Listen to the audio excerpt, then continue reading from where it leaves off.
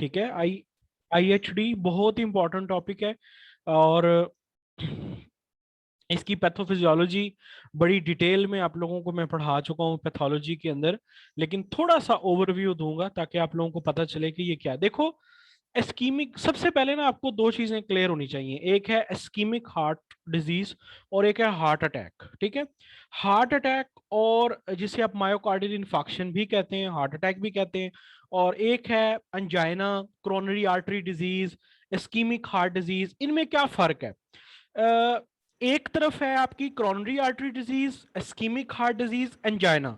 ये तीनों एक ही चीजें हैं, एक ही नाम है, एक ही चीज है, उसके डिफरेंट नाम है।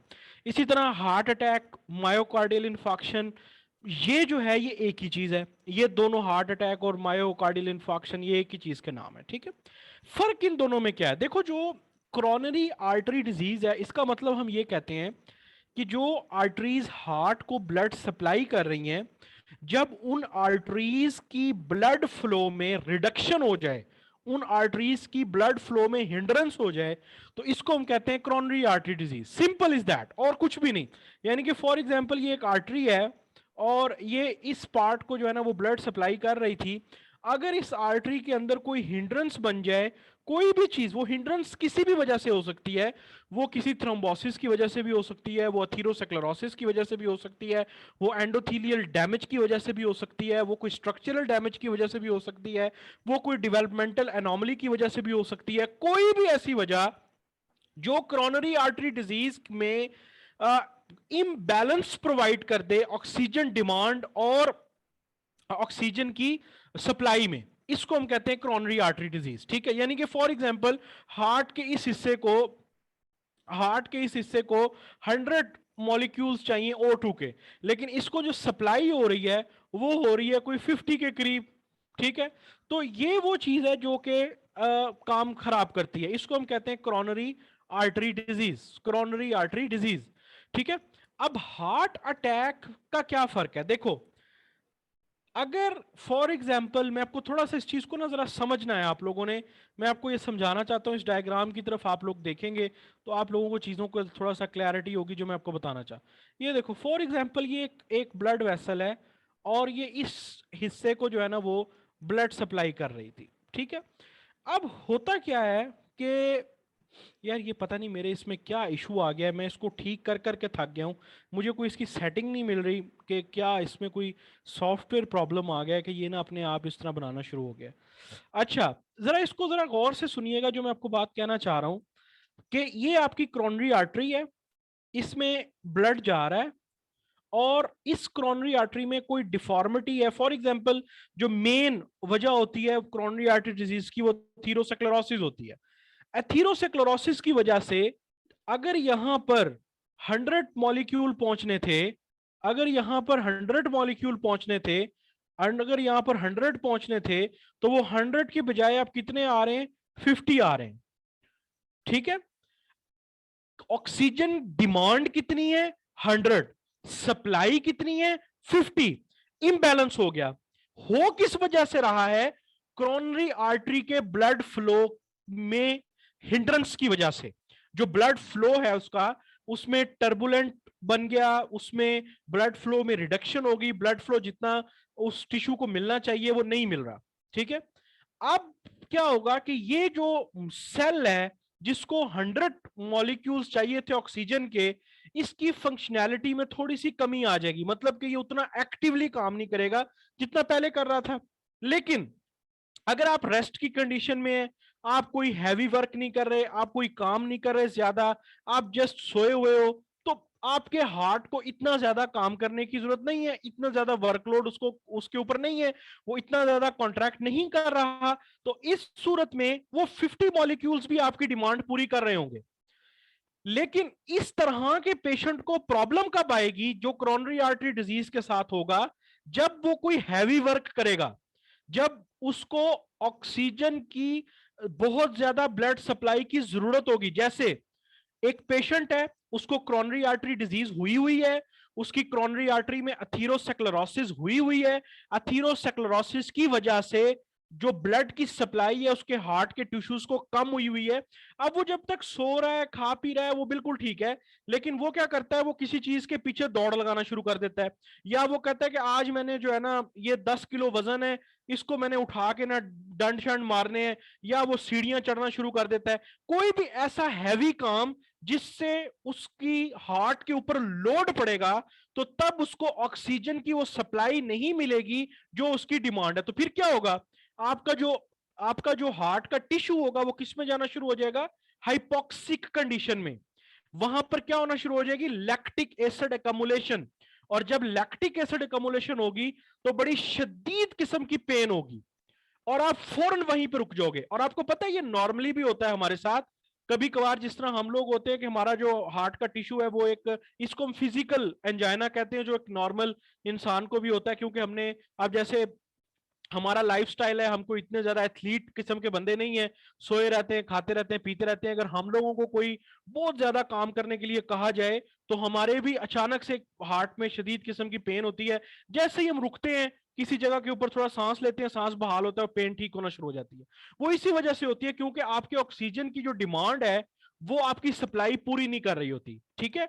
तो अथीरोस्क्लेरोटिक जो पेशेंट्स होते हैं जिनमें अथीरोस्क्लेरोसिस का मसला होता है, उनमें जो ऑक्सीजन प्रोवाइड की जा रही होती है वो डिमांड के मुताबिक नहीं होती। तो जब ऐसा पेशेंट कोई भी एक्सर्शन वाला काम करता है, कोई भी वर्कलोड वाला काम करता है, कोई भी फोर्सफुल काम करता है, तो उसको बड़ी शदीद किस्म की हाइपोक्सिया की वजह से पेन होती है, जिसको हम कहते हैं एंजाइना।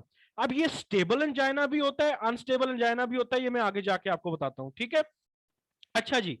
और अगर आप फिर भी ना रुके, अगर आपकी वो पे आप फिर भी आप उसका ख्याल ना करें, एहतियात ना करें, ऑक्सीजन की इतनी कमी हो जाए कि वहां पर एस्कीमिया की वजह से सेल डेथ हो जाए, हार्ट के टिश्यू की डेथ हो जाए, मायोसाइट्स की डेथ हो जाए, तो उसको हम कहते हैं मायोकार्डियल इंफाक्शन।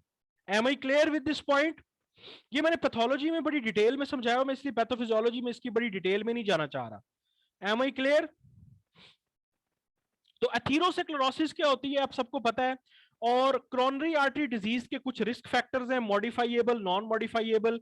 ये आपके प्रॉफ का यूक्यू भी है, ये आपने अच्छे तरीके से करना है। थोड़ा सा मैं आपको डायग्राम दिखाता हूं ताकि आप लोगों को क्लियर हो कि मैं जो बात कर रहा हूं वो क्या है। ये डायग्राम्स मैंने आप लोगों के लिए ऐड की हुई है, जो आप लोग बाद में इजीली देख सकते हो। ठीक है।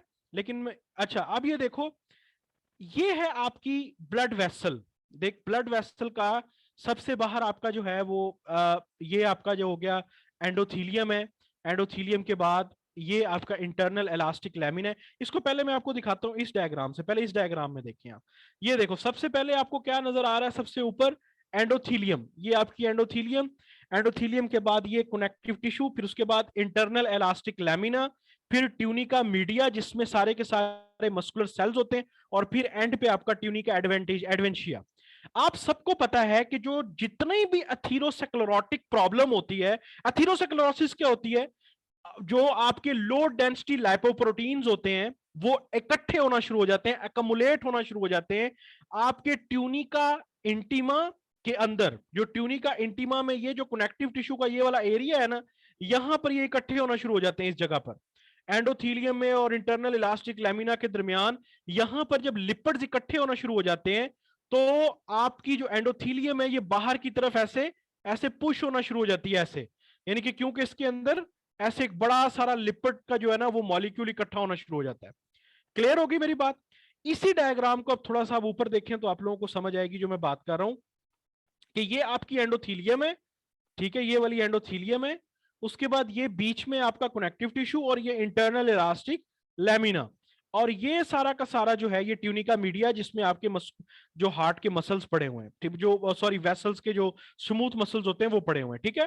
तो इस जगह के ऊपर, ये वाली जो जगह है यहां पर, इस जगह के ऊपर लिपिड कमुलेट होना शुरू हो जाते हैं। और जैसे जैसे ये बड़े होते जाते हैं, बढ़ते जाते हैं, बढ़ते जाते हैं, एथीरोस्क्लेरोटिक प्लैक बनता जाता है। ये एंडोथीलियल सेल्स को ऐसे ऊपर की तरफ पुश करते जाते हैं। ये मैं अभी आपको एक डायग्राम दिखाऊंगा तो आप लोगों को और क्लैरिटी होगी जो मैं बात कर रहा हूं। ये देखिएगा जरा, ये देखिएगा जरा, इस जगह के ऊपर इकट्ठे होते हैं। ये जो येलो एरिया है ना, ये वाला, ये कनेक्टिव टिश्यू जहां पर ये मैं भी ग्रीन ग्रीन लाइन लगा रहा हूं, इस जगह पर इकट्ठे होते हैं। और यहां पर क्या होता है कि बहुत ज्यादा अमाउंट में आपके जो लो डेंसिटी लिपोप्रोटीन्स हैं वो इकट्ठे होते जाते हैं, और इसी तरह एंडोथीलियल जो है वो ऊपर की तरफ ऐसे पुश होती जाती है। और जाहिर सी बात है कि इस हम्प की वजह से, इस हम्प की वजह से जो ब्लड फ्लो है उसमें रुकावट आती है। अगर इसमें 100 मॉलिक्यूल बड़े इजीली पास कर रहे थे, तो इसमें अब कितने कर रहे होंगे? इसमें कोई 50 से 60 के करीब जो है वो कर रहे होंगे। Am I clear with this concept? इसको मैं ज्यादा डिटेल में नहीं कराना चाहता क्योंकि आप लोग पहले ये पैथो में कर चुके हैं। यहां तक क्लियर है? यहां तक बिल्कुल क्लियर है? ठीक है, ये देखो, ये इस तरह एथेरोस्क्लेरोटिक प्लैक बन जाता है। अब ये मैंने डायग्राम्स ऐड की हुई हैं, ये आप लोग बाद में पीडीएफ में देख सकते हो अगर आपको कुछ समझ ना हो तो। मैं जाना चाहता हूं हमारी क्लिनिकल प्रेजेंटेशन पे, जो कि हमें समझ आनी चाहिए कि क्लिनिकल प्रेजेंटेशन क्या है। आप जरा इस तरफ समझें, ये डायग्राम आप देखनी है, और इस डायग्राम से हमने देखना है कि एक पेशेंट जो हमारे पास इस्कीमिक हार्ट डिजीज का है वो कैसा हो सकता है। एक पेशेंट है हमारे पास इस्कीमिक हार्ट डिजीज का, वो पेशेंट हमारे पास किस तरह से आ सकता है। अच्छा, मुझे एक बात बताएं, आप सबने नोटों की गड्डी देखी है? नोटों की गड्डी होती है ना, नोट जिसके ऊपर और उसके ऊपर आपने जो है ना वो लगाए होते हैं, अपनी जो रबर होती है, रबर आपने एक बैंड उनके गिर्द जो है वो लगाया हुआ होता है। नोटों की गड्डी गड्डी जैसे होती है, 100 के नोट हैं, उनके अपने रबर बैंड से जो है ना वो आपने बंद किया होता है। अच्छा, मुझे एक बात बताएं, अगर मैं उस नोटों की जो गड्डी है डॉक्टर तायरा कह रही हैं हम हॉस्टलाइट है भाई, हमने कहाँ देखी होगी, लेकिन चलो कोई बात नहीं, कॉन्सेप्ट तो आपके जेहन में है ना, वो जरा देखो। होता क्या है कि वो जो रबर बैंड है आपकी नोटों की गड्डी में, अगर मैं उसमें एक एक नोट डालता जाऊं, यानी कि एक एक नोट क्या करूं, मैं उसमें डालता जाऊं डालता जाऊं डालता जाऊं, पहले उसमें 100 नोट थे, फिर 150 नोट हो गए। क्लियर? अब मुझे बताएं कि क्या वो जो रबर बैंड है उसकी इलास्टिसिटी, क्या वो मजीद स्ट्रेच होता जाएगा? मजीद स्ट्रेच होता जाएगा नोट ज्यादा डालने की वजह से। ठीक है, एक वक्त ऐसा आएगा कि मैं जब उसके अंदर नोट डालूंगा तो वो स्ट्रेच होके वो जो रबर बैंड है वो क्या हो जाएगी, वो टूट जाएगी, वो टूट जाएगी, और मेरे सारे के सारे नोट जो हैं वो बिखर जाएंगे। M I clear? सेम यही मिसाल है क्रोनरी आर्टरी डिजीज की। ये देखें, इस डायग्राम की तरफ फोकस करें, ये देखो जरा कि इसमें ये आपका, ये समझो ये रबर बैंड है, ये जिसको मैं अभी ग्रीन करने लगा हूं ना, ये आपकी एंडोथीलियम जो है ये आपका रबर बैंड है, और ये जो येलो है ये आपके नोट है, ये जो येलो लिपिड इकट्ठे हो रहे हैं ये नोट है। अगर इसके अंदर मैं नोट ऐड करता जाऊंगा करता जाऊंगा करता जाऊंगा, ये रबर बैंड और स्ट्रेच होता जाएगा होता जाएगा होता जाएगा। एक वक्त आएगा कि ये रबर बैंड, ये देखो ऐसे फट जाएगा, जैसे ये नीचे डायग्राम में फट गया, और सारे के सारे मेरे नोट बिखर गए। होता क्या है अब कि जब तक तो ये रबर बैंड इतना ज्यादा स्ट्रेच है कि इसमें से ब्लड फ्लो जा रहा है, इतना कि वो रेस्टिंग लेवल के ऊपर जो ऑक्सीजन डिमांड है वो पूरी कर रहा है। यानी कि रेस्ट में जो ऑक्सीजन डिमांड अगर किसी की पूरी हो रही है, यानी कि ये आपकी एक एथेरोस्क्लेरोटिक वेसल है जिसके अंदर एथेरोस्क्लेरोटिक प्लैक बना हुआ है, लेकिन रेस्ट में जो डिमांड है वो पूरी हो रही है। डिमांड जो है वो रेस्ट में, जब वो सोया हुआ है तब उसकी वो ऑक्सीजन की डिमांड इस टिश्यू को, जो इस टिश्यू को मिल रही है वो पूरी हो रही है, लेकिन जो सप्लाई जानी चाहिए वो नहीं जा रही, रेस्ट में उसकी डिमांड पूरी हो रही है सोते वक्त। इसको हम कहते हैं स्टेबल एंजाइना, इसको हम कहते हैं स्टेबल एंजाइना। यानी कि अगर एक पेशेंट था, अगर एक पेशेंट था, वो आपके पास इमरजेंसी में प्रेजेंट किया है, अब जरा गौर से सुने, वो आपके पास ईआर में आया है, इमरजेंसी में प्रेजेंट किया है, और उसने ये कहा है कि भाई हुआ कुछ यूं है कि मैं जो है घर में बैठा हुआ था, सोया हुआ था, मैं काफी अरसे से जो है ना वो डायबिटिक हूं, डायबिटिक हूं, ठीक है, घर में सोता बैठता रहता हूँ, उठता बैठता रहता हूँ, कोई ज्यादा काम नहीं होता।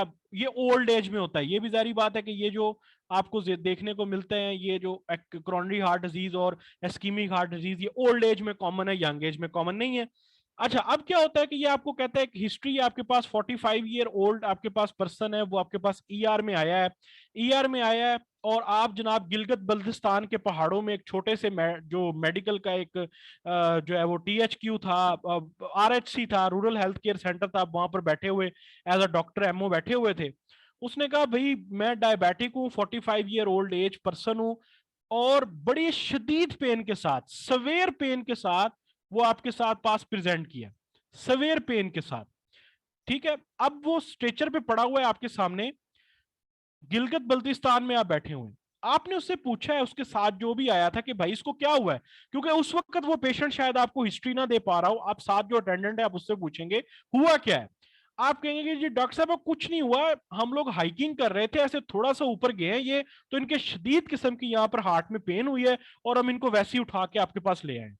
आप उससे सवाल क्या करेंगे, आपका पहला सवाल ये होगा कि क्या अक्सर इनको ऐसी दर्द होती है। वो अटेंडेंट कहेगा कि नहीं नहीं डॉक्टर साहब, इनको अक्सर ऐसी दर्द नहीं होती, जब कभी कोई मुश्किल काम करे, कोई थोड़ा बहुत जो है ना वो वजनी काम करें, या कोई मुशक्कत वाला काम करें, एक्सर्शन वाला काम करें, तो फिर ये पेन होती है, थोड़ी देर के लिए होती है, फिर ठीक हो जाती है। अच्छा, अब वो पेशेंट आपके सामने लेटा हुआ है, और आहिस्ता आहिस्ता वो क्या होता जा रहा है, रिकवर होता जा रहा है, ठीक होता जा रहा है, उसकी पेन जो है वो कम होती जा रही है। ठीक है, लेकिन पेन हो रही है, पेन कम हो रही है। आप मुझे बताएं कि मैनेजमेंट तो इसकी बात की बात है, मुझे ये बताएं कि इस पेशेंट को क्या हो सकता है, स्टेबल एंजाइना है, स्टेबल एंजाइना है बिल्कुल। ये वाला जो पेशेंट है वो आपके पास स्टेबल एंजाइना के साथ आया है। ठीक है, स्टेबल मतलब मैं अगर इसकी पैथोलॉजी में देखें तो इसको क्या हुआ होगा, स्टेबल एंजाइना की वजह से इसको क्या हुआ होगा, डायबिटिक की पेन कहां से होगी डॉक्टर साहबा, डायबिटीज में तो आपकी जो पेरिफेरल पेन्स होती हैं वो खत्म हो जाती हैं डॉक्टर साहबा। अच्छा, स्टेबल अंजाइना की जो पेन है वो याद रखिएगा वो हमेशा रेस्ट के साथ इंप्रूव होती है। ठीक है, और दूसरी बात, हम मैनेजमेंट तो बाद में हम जाएंगे, फिलहाल हम इसकी क्लिनिकल पिक्चर की बात कर रहे हैं। ठीक है, अच्छा, एक ये चीज है। अब दूसरा, आप लोगों ने एक सिनेरियो सुना होगा, मुझे या आप मुझे बताएं, अक्सर आपने ये सुना होगा कि यार बिल्कुल ये अंकल जी ठीक थे, बिल्कुल ठीक थे, रात को सोए हैं, रात को इनको हार्ट अटैक हुआ है और अल्लाह को प्यारे हो गए। अक्सर आपने ये सुना होगा कि एक बंदा है वो बिल्कुल बिल्कुल ठीक है, बिल्कुल हट्टा कट्टा, अभी आपके साथ सलामदा हुई है, अभी चलता फिरता था, थोड़ा सा दूर गया है और वो वहीं पर गिर गया है, और उसकी मैनेजमेंट नहीं हो पाई और वो खत्म हो गया। उस सूरत हाल में क्या होता है, उस सूरत हाल में डॉक्टर साहब ये जो गड्डी है ना, ये जो नोट है, ये इतने ज्यादा भर जाते हैं कि ये जो एंडोथीलियम की लेयर है, ये जो रबर बैंड है, ये फट जाता है। जब ये ब्रोक हो जाता है, ये फट जाता है, तो इसमें ये सारा का सारा लिपिड इकट्ठा होके इस पूरे के पूरी वेसल को क्या कर देता है, ब्लॉक कर देता है, बंद कर देता है। और जब वेसल को ब्लॉक कर देता है तो सडन यहां पर पड़े हुए जो सेल्स होते हैं उनका सडन एस्कीमिया होता है, सडन एस्कीमिया होता है। इसको आपने फौरी तौर पे ट्रीट करना होता है, फौरी तौर पे विद इन 10 to 15 मिनट्स आपने इसको फौरी तौर पे ट्रीट करना होता है, अगर तो कोई छोटा अटैक है। लेकिन अगर कोई मेजर वेसल ब्लॉक हो गई है तो 3 से 4 मिनट 5 मिनट में भी बंदा खत्म हो जाता है। ठीक है, तो जब पूरी की पूरी वेसल ब्लॉक हो गई तो मुझे बताएं कि ये वाली जो पेन है ये रेस्ट के साथ ठीक होगी? नहीं, इसको अगर आप इंतजार कराएंगे तो बंदा मर जाएगा। ये जो पेन है इसको हम कहते हैं अनस्टेबल एंजाइना, अनस्टेबल एंजाइना। ये वो पेन है, ये वो पेन है जो किसी भी वक्त हो सकती है, और ये उन लोगों में होती है जिनको जिनको कोई ना कोई रिस्क फैक्टर हो। लेकिन बाज दफा मैं आपको एक बात बताऊं, बाज दफा एक साइलेंट एंजाइना होता है कि पेशेंट को कभी सारी जिंदगी एंजाइना की पेन नहीं हुई होती, उसको किसी ना किसी छोटी सी वेसल के अंदर एथेरोस्क्लेरोसिस हो रही होती है और पेशेंट को पता ही नहीं होता। अचानक से वो छोटी मिन्यूट सी, बेशक बिल्कुल बारीक सी कोई जो है ना वो मीडियम वेसल ही क्यों नहीं है, उसको वहां पर जो है वो जो इसकी जो एंडोथीलियम है वो रप्चर करती है और पेशेंट खत्म हो जाता है। ठीक है, क्लियर? मेरी बात को समझे हो? स्टेबल और अनस्टेबल का फर्क समझ आया? स्टेबल एंजाइना वो है जो कि आपकी ठीक हो जाती है रेस्ट के साथ, और वो एक्सर्शन के ऊपर होती है। अनस्टेबल एंजाइना का ना ही एक्सर्शन के साथ कोई ताल्लुक है, ना ही रेस्ट के साथ कोई ताल्लुक है कि वो रेस्ट से ठीक हो जाती है। जो अनस्टेबल एंजाइना है वो पहली दफा भी हो सकता है, ये भी हो सकता है कि उस पेशेंट को सालों से साइलेंट एंजाइना था, उस पेशेंट को पता ही नहीं था कि मुझे एंजाइना है, उसको पता ही नहीं था कि मुझे करोनरी आर्टरी डिजीज है, उसको तभी पता चला जब वो अल्लाह मियां को प्यारा हो गया। ठीक है, कि उसकी किसी ना किसी वेसल के अंदर जो है ना वो थीरोस्क्लेरोटिक प्लैक बना हुआ था, चलता फिर रहा था, खा पी रहा था, कोई छोटी सी मीडियम सी वेसल थी, लेकिन वो जैसे ही एंडोथीलियम रप्चर हुई, वहां से छोटे छोटे एम्बुलाई बन के उन्होंने डिफरेंट वेसल्स को ब्लॉक किया और उसकी डेथ हो गई। Am I clear? तो क्लिनिकल पिक्चर थोड़ी सी समझ आई है आपको कि ये पेशेंट्स कैसे आएंगे आपके पास? पेशेंट कैसे आएगा आपके पास? अच्छा, एक और होता है जिसको हम कहते हैं वेजोस्पास्टिक एंजाइना। वेजोस्पास्टिक एंजाइना अक्सर इमोशनल होता है, या कोई ड्रग की वजह से भी होता है, या कोई वेजोवेगल अटैक्स की वजह से भी होता है, सिंपैथेटिक अटैक्स की वजह से भी होता है। तो वो उसको हम कहते हैं जो वेजोस्पास्टिक एंजाइना, उसमें ये प्लैक नहीं बनता, उसमें आपकी जो वेसल्स होती है ना वो कॉन्ट्रैक्ट कर जाती हैं। बाज दफा आप लोग जिस तरह ये लोग जो जाते हैं ना, जो माउंटेनर्स होते हैं, जैसे उन माउंटेनर्स होते हैं, आप जिस जगह वो रह रहे होते हैं वहां पर टेम्परेचर कुछ और होता है, और जैसे ही ऊपर जाते हैं अचानक से टेम्परेचर चेंज होता है, तो वो उस सूरत हाल में भी जो है ना वो पेशेंट को वेजोस्पास्टिक अटैक होता है कि वेसल सारी की सारी कॉन्ट्रैक्ट कर जाती हैं उसकी। लेकिन हमने इन दो के ऊपर रहना है जो हमारे मेन हैं। Am I clear? तो एक हमने पढ़ा जनाब अनस्टेबल एंजाइना, एक हमने पढ़ा क्रॉनिक स्टेबल एंजाइना, और एक ये वेजोस्पास्टिक, इसको हम प्रिंसमेंटल वेरिएंट एंजाइना भी कहते हैं। Am I clear? अच्छा, ये मायोकार्डियल इंफाक्शन में कब कन्वर्ट होगा? जब सेलुलर, अब ये अनस्टेबल एक पेशेंट है, उसको अनस्टेबल एंजाइना हुआ है, वो ऐसे बाजार में खड़ा था, अचानक से वो गिर गया है, एम्बुलेंस उठा के उसे हॉस्पिटल ले आई है, हॉस्पिटल वालों ने मैनेजमेंट स्टार्ट कर दिया, वो ठीक हो जाएगा। लेकिन अगर वक्त पे उसकी मैनेजमेंट नहीं होगी और सेल डैमेज होना शुरू हो जाए, स्ट्रक्चर डैमेज होना शुरू हो जाए, सेलुलर डेथ होना शुरू हो जाए, तो फिर हम उसको क्या कहते हैं? मायोकार्डियल इन्फाक्शन या heart attack. Am I clear? ये जो अक्सर कहते हैं ना कि वो जनाब वो सीने दे विच बड़ी दर्द हुई, तेनू हार्ट अटैक होया, तेनू चुक के अस्पताल ले गए, वो हार्ट अटैक नहीं होता, that is the attack of angina. वो अलार्मिंग सिचुएशन होती है कि भाईजान फौरन अस्पताल लेके जाओ, फौरन हॉस्पिटल लेके जाओ, इस पेशेंट को हार्ट अटैक हो सकता है। Heart attack meaning cellular death, जब एस्कीमिया की वजह से सेलुलर डेथ होना शुरू हो जाएगी, दैट इज हार्ट अटैक। ये जो शदीद किस्म की पेन है, that is the pain of angina, this is the pain of angina. am I clear? ठीक है जी। अच्छा, अब हम थोड़ा सा इस एक सिनेरियो की तरफ देखते हैं, तो आप लोग मुझे बताइएगा कि स्टेबल है या अनस्टेबल है। वो कहता है कि एक 62-year-old मैन है, प्रेजेंट किया विद सबस्टर्नल चेस्ट पेन के साथ, that occur with exertion and revealed by rest. He has been having this on and off for 8 months. 8 महीनों से उसे बात कभी होता है, ये कभी ठीक हो जाता है, कभी होता है और ठीक हो जाता है। और last episode occurred 3 days ago while he was running to the bus। देखो बड़ा क्लियर है कि ये स्टेबल एंजाइन है, कि एक पेशेंट है, उसको एक्सर्शन की वजह से पेन होता है, रिवील्ड की वजह से वो ठीक हो जाता है। 8 महीने का जिक्र है, तो आप सिर्फ इसको स्टेबल एंजाइना नहीं कहोगे, आप इसको कहोगे क्रॉनिक स्टेबल एंजाइना, कि 8 महीने हो गए बड़े अरसे से उसका जो है ना वो ये स्टेबल है। जब वो कोई हैवी काम करता है, जैसे वो अगले दिन भाग रहा था बस के पीछे, तो उसको जो है ना वो शदीद किस्म की दर्द हुई है। ठीक है, अच्छा जी, अब हम थोड़ा सा चलते हैं इसकी डायग्नोसिस की तरफ। अच्छा जी, तो अंजाइना का आप कैसे, करोनरी आर्टरी डिजीज का आप कैसे पता लगा सकते हैं? सबसे पहला जो टेस्ट है उसको हम कहते हैं exercise treadmill test. Exercise treadmill test, अगर आप में से कोई किसी ने सीसीयू अटेंड किया हुआ है, कार्डियोलॉजी का वार्ड अटेंड किया हुआ है, तो आपने देखा होगा कि एक जो है ना वो ट्रेडमिल पड़ी हुई होती है और उसके साथ ईसीजी मशीन अटैच होती है।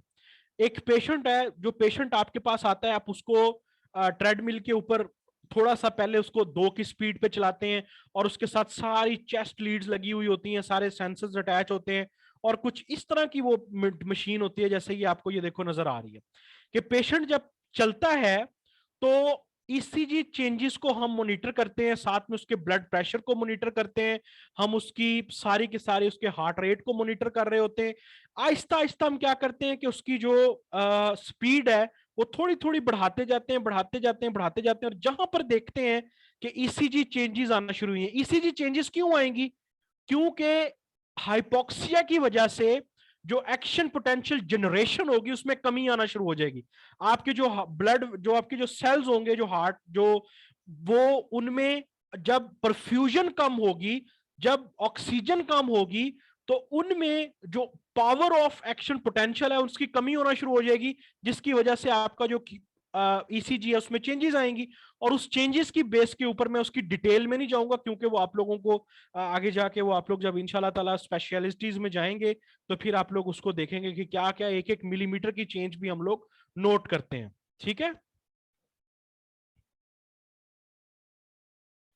अच्छा, तो ये आप देखते हो, आपने इस चीज में क्या नोट करना होता है? आपका जो ट्रेडमिल टेस्ट होता है उसमें आप हार्ट रेट नोट करते हो, ब्रीदिंग नोट करते हो, ब्लड प्रेशर नोट करते हो, ईसीजी नोट करते हो। ये आपका बेस्ट एक टेस्ट होता है जिसे हम कहते हैं ट्रेडमिल टेस्ट, जिससे हमें पता चलता है कि पेशेंट की कैपेसिटी क्या है, किस कैपेसिटी पे जाके उसकी जो है वो उसमें ईसीजी में चेंजेस आना शुरू होती हैं। अच्छा, ये टेस्ट हमें क्या डिटरमिन करता है, कोई मुझे बताएगा? वो ये डिटरमिन करता है कि इसकी परफ्यूजन क्वालिटी कैसी है, इसकी ब्लड जो वेसल्स हैं जो हार्ट को ब्लड सप्लाई कर रही हैं उसकी इस वक्त परफ्यूजन सिचुएशन कैसी है। अगर तो वो बहुत जल्दी ईसीजी चेंजेस आ जाती हैं उसमें, तो इट मींस कि सिचुएशन बड़ी खराब है। और अगर बड़ी लेट आती हैं, कुछ 10 मिनट बाद, 20 मिनट बाद, और थोड़ा सा तेज करने के बाद, तो इट मींस के सिचुएशन खराब है लेकिन इतनी ज्यादा नहीं। अच्छा, इस बेस के ऊपर फिर हम डिसाइड करते हैं कि पेशेंट को फर्दर प्रोसीजर्स की तरफ लेकर जाना है कि नहीं लेकर जाना। फॉर एग्जाम्पल, एक पेशेंट है और उसमें सिर्फ ईसीजी चेंजेस जो है ना वो बड़ी अर्ली आ गई हैं, फौरी तौर पे आ गई हैं, तो ऐसे पेशेंट को फिर आप नेक्स्ट टेस्टों की तरफ लेकर जाएंगे, जिसमें से एक बड़ा ही आपका इंपॉर्टेंट टेस्ट है।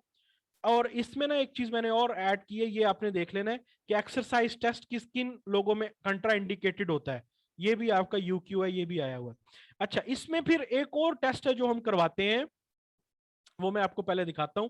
वो होता है हमारे पास न्यूक्लियर स्ट्रेस टेस्ट। ये सिर्फ हम उन लोगों को रिकमेंड करते हैं, ये हर किसी को रिकमेंड नहीं करते, ये बड़ा महंगा टेस्ट है। ये हम सिर्फ उन लोगों को रिकमेंड करते हैं, अमीर लोग ज्यादातर ये करवाते हैं, जिनकी परफ्यूजन बहुत जल्दी खराब होना शुरू हो जाती है। इसमें हम क्या करते हैं, हम इसमें एक रेडियो एक्टिव सब्सटेंस को ना इंजेक्ट करते हैं पेशेंट के अंदर, और फिर हम उसे एक थेलियम स्कैन के थ्रू हम उसे देखते हैं। तो कुछ इस तरह की पिक्चर आती है, ये जरा डायग्राम देखेंगे तो फिर आपको समझ आएगा। ये देखो जरा, ये नॉर्मल है, ये जो सारा का सारा एरिया है ये एक्चुअली शो कर रहा है कि यहां पर बिल्कुल परफ्यूजन जो है वो बिल्कुल ठीक है, यानी कि ब्लड हर जगह सेम पहुंचा है और इक्वल पहुंचा है। मेरी बात को समझ रहे हो? क्लियर हो रही है बात कि नहीं हो रही? ये देखो ना, ये डायग्राम, हमने क्या किया, एक रेडियो एक्टिव सब्सटेंस इंजेक्ट किया, अब वो जहां जहां से गुजर रहा है वो रेडियो एक्टिव रेज लगा रहा है और हम उसे देख रहे हैं। देखो कि इस जगह के ऊपर वो बिल्कुल, ये जो नॉर्मल है, नॉर्मल इस एरिया का हमने लिया स्कैन, इस जहां जहां से ब्लड गुजरा है वो बिल्कुल ठीक गुजरा है, यानी कि ब्लड वेसल्स ने जो ब्लड दिया वो बिल्कुल ठीक गुजरा है, कहीं पर नहीं रुका, और जो स्कैन आया है वो हमारे पास बिल्कुल नॉर्मल आया, ये देखो। लेकिन अगर एक ऐसा पेशेंट फॉर एग्जांपल उसको इन्फेक्शन हुआ हुआ है इस जगह के ऊपर, उसको जो है ना अथीरोस्क्लेरोसिस हुई है, इन्फेक्शन सॉरी मैंने कह दिया, अथीरोस्क्लेरोसिस हुई हुई है, तो ब्लड क्या होगा कि यहां तक तो बिल्कुल ठीक आएगा, लेकिन इस एरिया के अंदर जो है ना वो परफ्यूजन इतनी अच्छी नजर नहीं आएगी जितनी बाकी एरियाज में है। तो ये वाला डायग्राम देखो जरा नीचे वाली, अब आपको समझ आएगा। देखो, इस एरिया में परफ्यूजन बिल्कुल ठीक है, इस एरिया में भी परफ्यूजन ठीक है, इस एरिया में बिल्कुल ना होने के बराबर है, और इस एरिया में बिल्कुल हल्की सी है। बात समझ रहे हो? इससे हमें एग्जैक्ट पता चल जाता है कि किस हिस्से में, किस एरिया में इशू है। देखो, इधर थोड़ी है, इधर बिल्कुल ठीक है, इधर भी कुछ बेहतर है, और इधर बिल्कुल ना होने के बराबर है। Am I clear with this test? ये न्यूक्लियर टेस्ट करवाते हैं लेकिन ये बहुत महंगा है, ये बड़े अमीर लोग करवाते हैं। ठीक है, तो पहला हमने ट्रेडमिल टेस्ट करवाया, ईसीजी टेस्ट करवाया, दूसरा न्यूक्लियर मेडिसिन स्ट्रेस टेस्ट है। अच्छा, उसके बाद आपके पास ये देखें जरा, ये देखो जरा कि अब ये यहां पर फॉर एग्जांपल ब्लॉकेज थी और इस जगह के ऊपर देखो एरिया ऑफ रिड्यूस्ड ब्लड, यानी कि जहां पर नॉर्मल है वहां पर बिल्कुल आपको ब्राइट एरिया नजर आया है, और इस जगह के ऊपर जो है वो कम है, तो आपको बिल्कुल एरिया जो है ना वो रिड्यूस्ड ब्लड का नजर आया है। क्लियर? इसको हम कहते हैं न्यूक्लियर स्ट्रेस टेस्ट। उसके बाद फिर हमारे पास होते हैं जो बड़ा ज्यादा यूज किया जाता है, ये तो डोपामीन, और ये बिल्कुल एक आप थोड़ा सा इनको रीड कर सकते हैं। मेन जो हमारा टेस्ट होता है जिसको हम लोग यूज करते हैं, दैट इज कार्डियक कैथेटराइजेशन। ठीक है, और ये हम स्टेबल एंजाइना के पेशेंट्स में यूज करते हैं, कार्डियक कैथेटराइजेशन। ये आप लोगों को बड़ा जो है ना वो देखने को मिलता है कॉमनली पेशेंट्स के अंदर। नहीं नहीं, ETT is exercise tolerance test, जो मैंने आपको पहले ऊपर बताया है। ईटीटी इन्वेसिव टेस्ट नहीं, ईटीटी तो एक्सरसाइज टॉलरेंस टेस्ट है, ये कार्डियक कैथेटराइजेशन है। Cardiac catheterization is also used in patient with stable angina. कार्डियक कैथेटराइजेशन में हम क्या करते हैं, हम ये देखिए ऐसे आपकी या तो फेमरल से या कोई अल्टरनेटिव रेडियल वगैरह से हम एक कैमरा इंसर्ट करते हैं, कैथेटर इंसर्ट करते हैं, और पूरी की पूरी जो वेसल्स हैं उनको विजुलाइज करते हैं। ये बड़ा कॉमन है, ये उन लोगों में बड़ा अक्सर आपने देखा होगा यार, कार्डियक कैथेटर एंजियोग्राफी जिसे कहते हैं, एंजियोग्राफी जब आप करवाते हैं उसको हमने इधर कार्डियक कैथेटराइजेशन का नाम दिया हुआ है। अक्सर आपने देखा होगा कि वो फेमरल वेन से जो है वो कैमरा इंसर्ट करते हैं, पहले उसके साथ जो है वो आप पूरी तमाम की तमाम वेसल्स हैं उनको देखते हैं, और जहां पर भी कोई ब्लॉकेज होती है, किसी जगह पर एथेरोस्क्लेरोटिक प्लैक बना हुआ होता है, तो वो हमें कार्डियक कैथेटराइजेशन से क्लियर हो जाता है। हाँ जी बिल्कुल, बच्चों में भी करते हैं, वीएसटी के लिए, टॉफ के लिए, एएसटी के लिए। क्लियर? तो ये कुछ टेस्ट हैं जो आप लोग कोरोनरी आर्टरी डिजीज के पेशेंट को करवा सकते हैं। क्लियर होगी बात? क्लियर होगी बात? यहां तक क्लियर है? अच्छा, अब हम इसकी बात करते हैं मैनेजमेंट की। मैनेजमेंट मुझे आप बताएं क्या होनी चाहिए। सबसे पहले तो होनी चाहिए जनरल। जनरल में हम क्या कराएंगे, डायबिटिक है तो डायबिटीज कंट्रोल करवाएं, डाइट कंट्रोल करवाएं, लिपिड्स की क्वांटिटी को कम करवाएं। ठीक है, और आप पेशेंट को हल्की हल्की सी वॉक करवाएं, थोड़ी थोड़ी सी, उसको स्ट्रेस वॉक नहीं करानी, हल्की हल्की सी वॉक करवानी है। स्मोकिंग सिजेशन करवाएं, स्मोकिंग वेजोस्पास्टिक एंजाइना वेजोस्पाज्म करवाती है। तो जितने भी हाइपरटेंसिव है तो हाइपरटेंशन को कंट्रोल करें। ये तो उसकी जनरल मैनेजमेंट है। मुझे ये बताएं कि प्रॉब्लम क्या है, प्रॉब्लम क्या है आप, हमारा सबसे बड़ा जो प्रॉब्लम है वो क्या है, ब्लड फ्लो जो है ना वो क्या हुआ हुआ है, ब्लड फ्लो जो है वो क्या हुआ हुआ है, कम हुआ हुआ है, ब्लड फ्लो जो है वो कम हुआ हुआ है।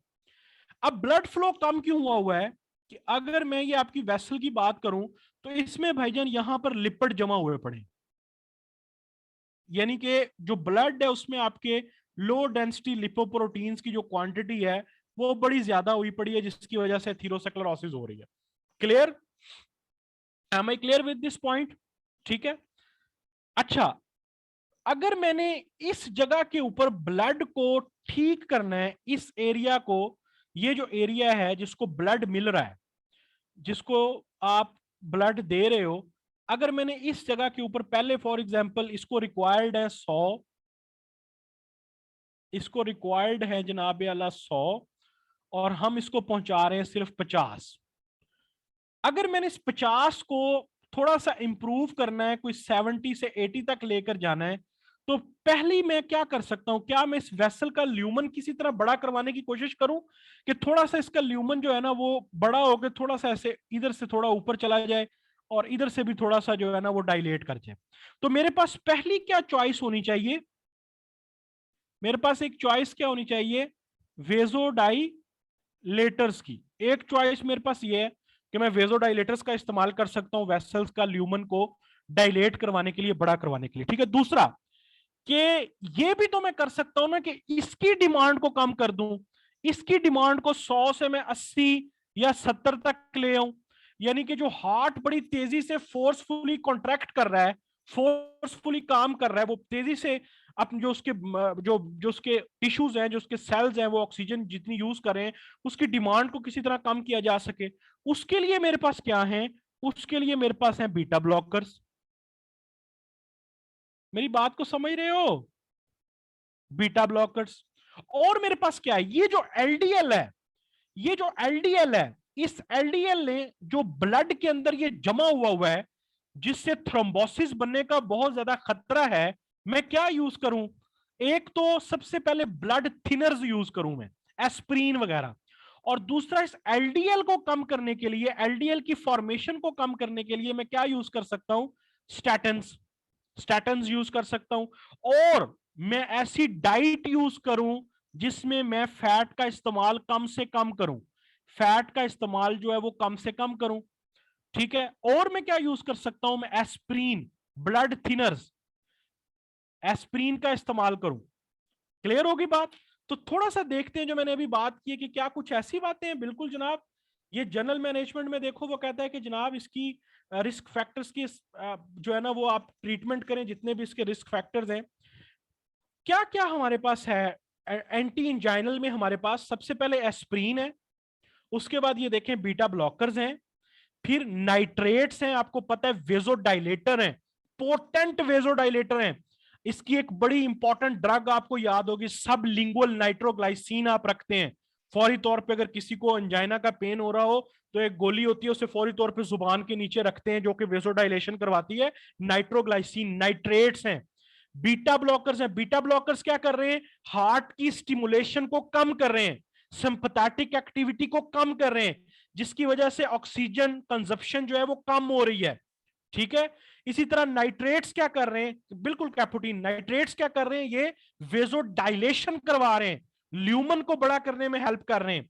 एस्प्रीन क्या कर रही है? एज अ ब्लड थिनर काम कर रही है, एज अ एंटीकोगुलेंट एजेंट काम कर रही है। ठीक है। ये आपने टेबल बहुत अच्छे से करना है। ये वाला जो टेबल है ना आपका, सब लिंगुअल नाइट्रोग्लाइसिन, बक्कल, ये यूक्यू में आ चुका है, और ये वाइवा में बहुत सुनते हैं कि नाइट्रेट्स की टाइप्स बताएं। सब लिंगुअल, बक्कल, ट्रांसडर्मल, ओरल, ये है तो फार्मा के से रिलेटेड, लेकिन ये वाइवा में सुनते हैं। अगर किसी ने आपको देनी हो ना, डिस्टिंक्शन देनी हो, तो वो कहता है नाइट्रेट्स की टाइप बताओ। ठीक है। अच्छा जी। अब यहां पर कुछ वेरिएशन नहीं, नहीं डॉक्टर साहब देखें, वो हम देखते हैं कि अगर कोई एस्थमेटिक पेशेंट है, फिर हम उसकी मेडिकेशन को उसके मुताबिक जो है ना वो करते हैं, मॉडिफाई करते हैं। ठीक है। तो डाइट का कंट्रोल, जिसमें आपने लिपिड्स को कम करवाना है। दूसरा, स्टैटन्स का इस्तेमाल करें ताकि लिपिड फॉर्मेशन कम हो। ब्लड थिनर्स का इस्तेमाल करें, एस्प्रीन टाइप। ठीक है। क्लियर? उसके बाद बीटा ब्लॉकर्स का इस्तेमाल करें। बीटा ब्लॉकर्स क्या करते हैं? वो हार्ट की स्टिमुलेशन को कम करते हैं, ऑक्सीजन कंजप्शन को कम करते हैं। नाइट्रेट्स क्या करते हैं? वेजोडाइलेटर्स हैं। आप नाइट्रेट्स की जगह पे कैल्शियम चैनल ब्लॉकर्स भी इस्तेमाल कर सकते हैं, लेकिन नाइट्रेट्स को हम जो है वो सबसे पहले जो है first, as a first medicine of choice लेते हैं, क्योंकि ये फौरी तौर पर रैपिड काम करती हैं। कैल्शियम चैनल ब्लॉकर्स का भी इस्तेमाल आप कर सकते हैं अगर आप नाइट्रेट्स की जगह पर कोई सेकंड लेना चाह रहे हैं। कैल्शियम चैनल ब्लॉकर्स का भी इस्तेमाल कर सकते हैं। ठीक है। और आप कोई इन्वेसिव प्रोसीजर भी कर सकते हैं, that is coronary artery graft. Coronary artery graft या कोई स्टंट वगैरह। कॉरोनरी आर्टरी ग्राफ्ट यही होता है कि आप जिस जगह पर ब्लॉक आर्टरी होती है उससे थोड़ा सा आप आगे एक ग्राफ्ट डाल देते हैं, जो कि आप सेफनस वेन से ज्यादातर लेते हैं, या आप इंटरनल मेमोरी जो आर्टरी है उससे आप लेते हैं, ताकि फॉर एग्जांपल ये देखें ना, ग्राफ्ट का मतलब यही होता है कि ये आपकी एक आर्टरी है, वो इस जगह के ऊपर जो है ना वो ब्लॉक हो रही है, आप उसको बाईपास कर देते हैं। ठीक है। आप एक आर्टरी जो है ना छोटी सी और लगा देते हैं, जो कि इस एरिया को बाईपास कर देती है, इधर से जो है ना वो ब्लड इसके थ्रू जो है वो जाना शुरू हो जाता है, कॉरोनरी आर्टरी बाईपास। या फिर हमारे पास एक और टेक्निक है जिसको हम परक्यूटेनियस कॉरोनरी इंटरवेंशन कहते हैं। इसमें भी आप क्या करते हैं कि इसमें स्टंट, जो स्टीनोसिस वगैरह होती है उसको खत्म करने के लिए, कोई छोटी मोटी स्टीनोसिस होती हैं, तो उसमें हम जो है वो रेडियोग्राफ कंट्रोल की वजह से स्टंट, जो बैलून वगैरह होते हैं वो इंसर्ट कर देते हैं, जिसकी वजह से आपकी जो आर्टरी है वो बैलून अप हो जाती है, ओपन हो जाती है। फॉर जब जैसे ये देखें, इसने यहाँ पर एंटर किया है और उसके बाद उसने इसको बैलून अप किया है, और यहाँ पर आर्टरी जो है वो ओपन हो गई है। लेकिन ये इन्वेसिव प्रोसीजर्स हैं, ये हम उन पेशेंट्स के अंदर इस्तेमाल करते हैं जिनकी आर्टरीज बहुत ज्यादा खराब हो चुकी होती हैं। और ये इन्वेसिव प्रोसीजर एक ना प्रोटोकॉल होता है, हमेशा याद रखें, जब आप लोग जाएंगे ना कार्डियोलॉजी वार्ड में, कभी भी इन्वेसिव प्रोसीजर को नहीं हम फौरी तौर पे करते, पहले हम नॉन इन्वेसिव प्रोसीजर्स करते हैं। अब अगर आपसे कोई पूछे कि सबसे पहले अगर आपके पास करोनरी आर्टरी डिजीज का पेशेंट आपको लगता है आएगा तो आप क्या करोगे, तो आप सबसे पहले उसका एक्सरसाइज टॉलरेंस टेस्ट करवाओगे, आप उसका ट्रेडमिल टेस्ट करवाओगे, आप उसकी ईसीजी करवाओगे, आप उसकी बेसलाइंस करवाओगे, ताकि आपको ये अंदाजा हो कि किस हद तक खराबी है। अगर तो थोड़ी खराबी है, फिर आप उसे डाइट से, वॉक से और कुछ मेडिकेशन से ठीक करने की कोशिश करेंगे।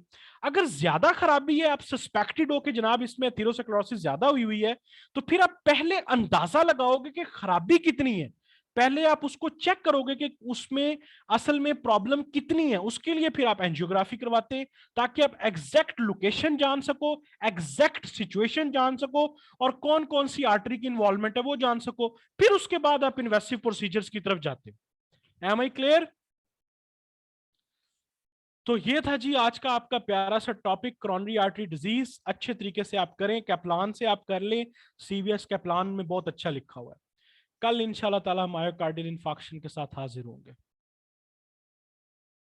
दुआओं में याद रखिएगा। समझ आ गई है सबको?